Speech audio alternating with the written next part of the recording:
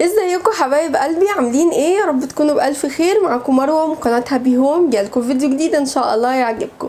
فيديو النهارده من الفيديوهات المحببه جدا لقلبي ولقلبكم انتوا كمان، بحب اعملها وبحب اتفرج عليها. فيديو مشتريات، جايبه شويه مشتريات كده لبس صيفي وجزء شتوي، حبيت اوريها لكم.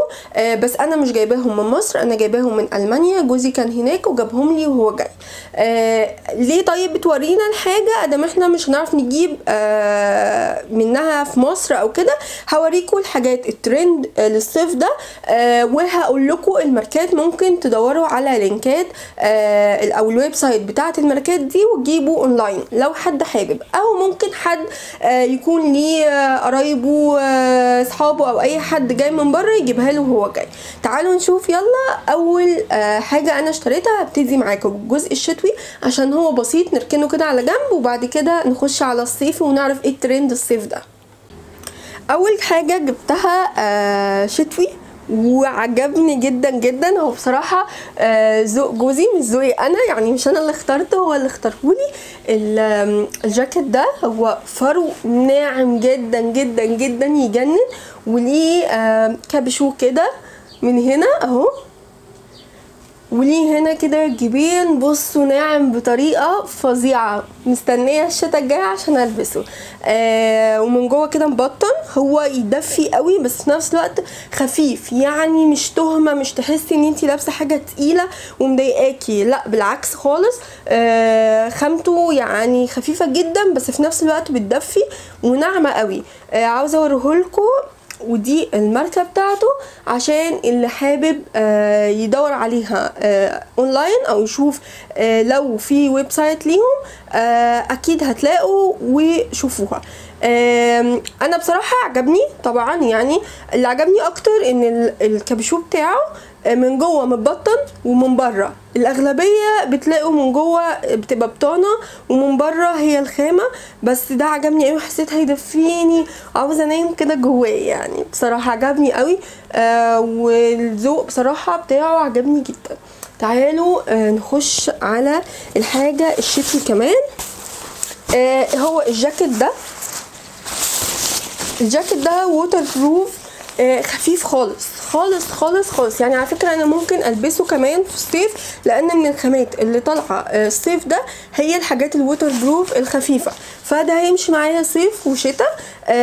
هو ليه من الوسط كده زي حزام بيتضيق، والكم بتاعه فيه اسوره.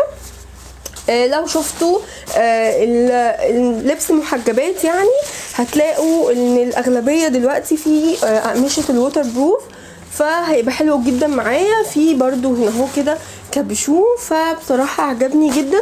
واكتر حركه عجبتني فيه هي بتاعه الوسط دي، بحبها جدا في الجواكت، بحس كده يعني بتديني شكل حلو وما بحسش ان الجاكيت كده حاجه واسعه او مبهدله يعني. فبصراحه ده عجبني، ده هيمشي معايا ممكن صيف وشتاء. حاجه شتوي كمان، بس ده شتوي يعني عارف اللي هو يدفي يعني.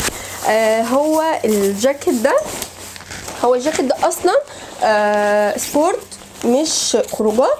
الجاكيت ده للسفاري، للحاجات اللي هي يعني محتاجه شغل جامد، يعني شقه جامد. فظيع فظيع. الجزء اللي فيه ده كده ده بينور بالليل، بيبقى فوسفوري. وليه الكابشو برضو بتاعه، في جزء في الكابشو هنا بتاعه زي الكاب كده لو شايفينه. بصوا هنا كده في جزء اللي هو ده زي الكاب، وممكن ترفعيه كده ويبقى كابشو عادي. عجبني جدا جدا جدا. في هنا جيب، والسوسته دي استنى اوريهولكوا عشان يبقى واضح اكتر بالنسبه لكم. اهو هنا كده في جيب، وفي هنا سوسته عشان لو انتي قافلاه تقدري تدخلي ايدك، لو انتي لابسه حاجه من جوه فيها جيب وفيها اي حاجه تقدري تطلعيها. ده شكله كده من قدام وشكله من ورا اهو بالمنظر ده. في برضو هنا اهو الجزء اللي هو الفوسفوري، حتى محطوط عليه علامة اللمبة او المصباح، يعني عشان بالليل بينور. الحاجات دي الماركة دي يعني دي اللي هي بتاعة اسمها ايه، اقول لكم استنوا، اللي بيتسلقوا على الجبال وحاجات كده اهي. حتى لو دخلتوا على الويب سايت بتاعهم هتلاقوا كل الحاجات اللي خاصة برياضة تزلج او تسلق الجبال، من كوتشيهات، من جواكت، من شنط، هتلاقوها عندهم. نخش بقى كده على الصيفي. من الحاجات اللي طالعه الصيف ده ترند جدا جدا جدا الذهبي والفضي، الحاجات اللي فيها ميتاليك شويه ايا كان بقى ذهبي فضي. فده عجبني جدا، عجبني شخصيا، عجبتني قوي الكولا بتاعته لو انتوا شايفينها، عجباني جدا جدا بصراحه. والخامه بتاعته خفيفه، يعني ممكن البسه والبس فوقيه حاجه تكون برضو خفيفه مش تقيله.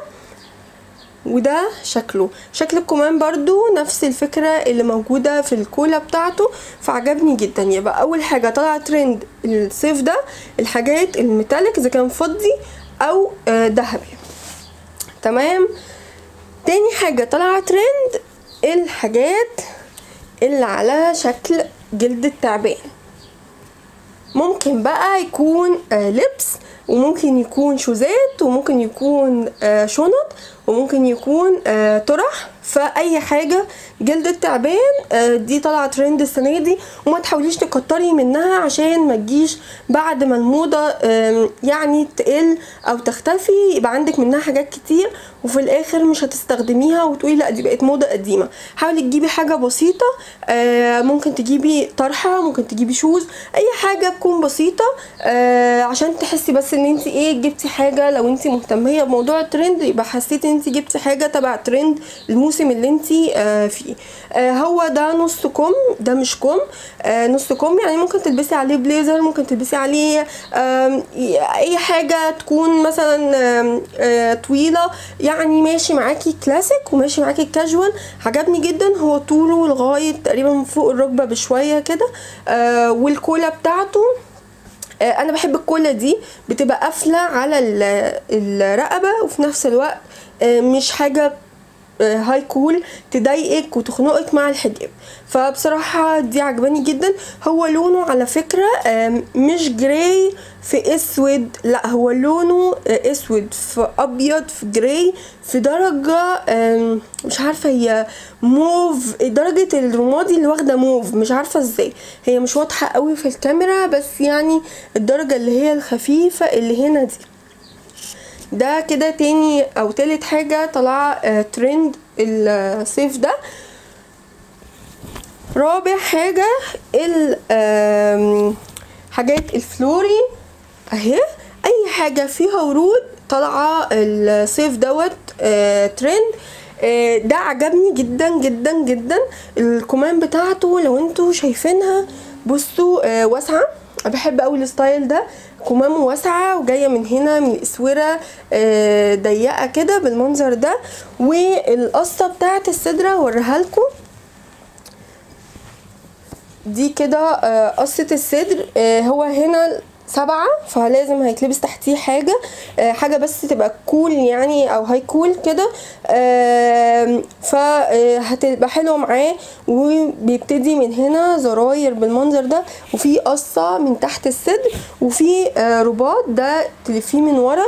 فبصراحه عجبني جدا ونازل تحت على واسع. بحب جدا الستايلات دي، ولونه عجبني قوي قوي، وقماشته طريه وناعمه خالص.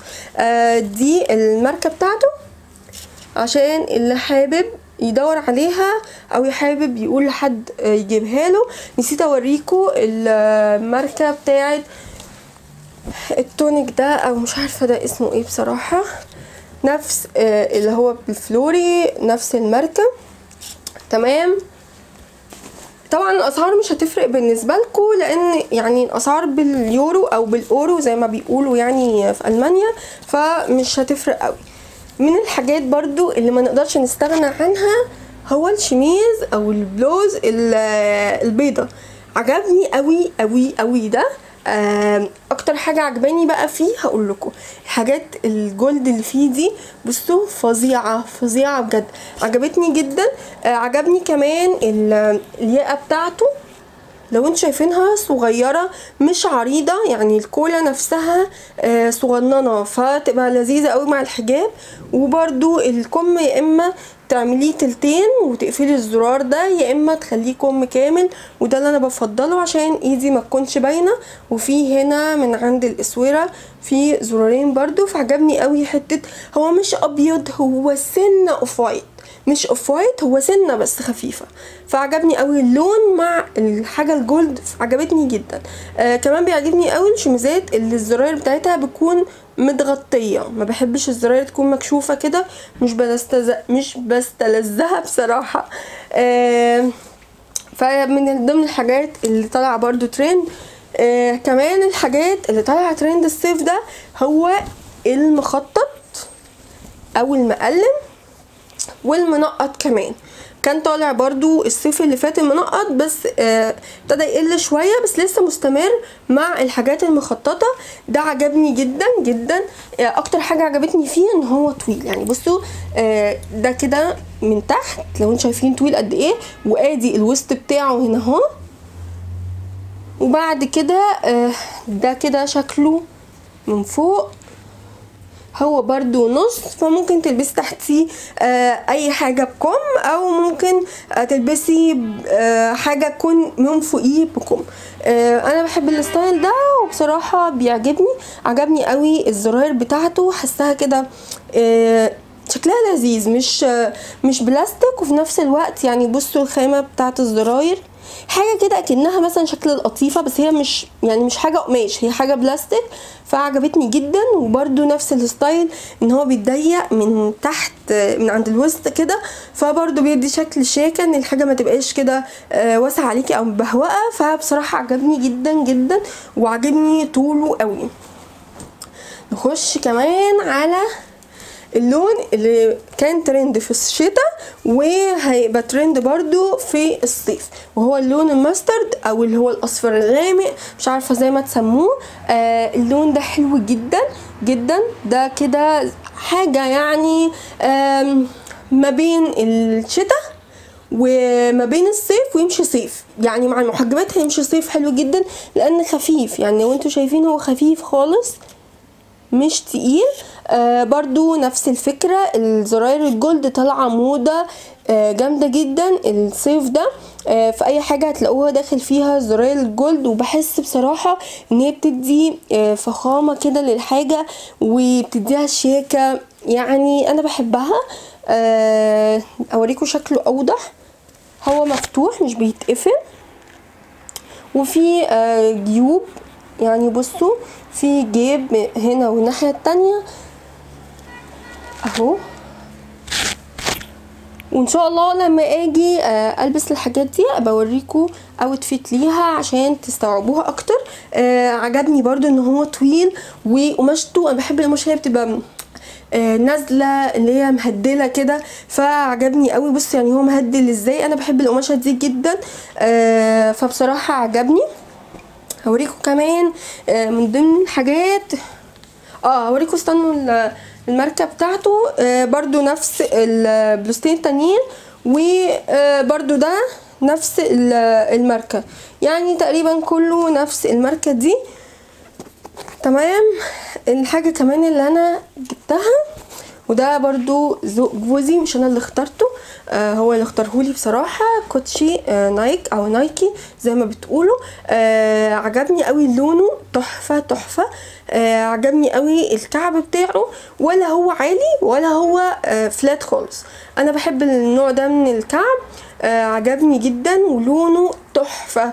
اكتر حاجه عجباني فيه هو لونه، طبعا مريح جدا، يعني مفيش كلام على نايك او نايكي، فبصراحه عجبني وهيمشي معايا على اللبس السبورت اللي عندي كذا حاجه تمشي على اللون ده. فبصراحه عجبني جدا. دي كده تقريبا كل الحاجات اللي انا جبتها، اذا كان صيفي او شتوي. الشتوي هشيله السنه الجايه، والصيفي هنلبسه ان شاء الله، واوريكم شكله في اللبس وازاي بطقم اللبس عشان تحاولوا تاخدوا افكار.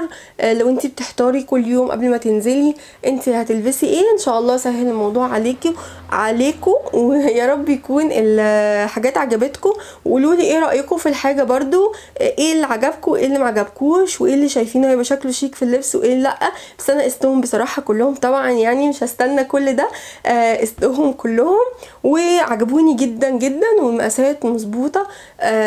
يعني جوزي جابها كده بالشبه، بس الحمد لله طلعت كلها مظبوطه، ولا حاجه ضيقه ولا حاجه واسعه ولا حاجه قصيره، لا طلعوا كلهم حلوين جدا. يا رب الفيديو يكون عجبكم. ما تنسوش بقى، عاوزه لايك جامده جامده جدا جدا، وما تنسونيش في الشير وسبسكرايب للقناه لو انت مش مشتركه في القناه. مش عارفه في ايه، لو انت مش مشتركه في القناه اشتركي، وباي باي.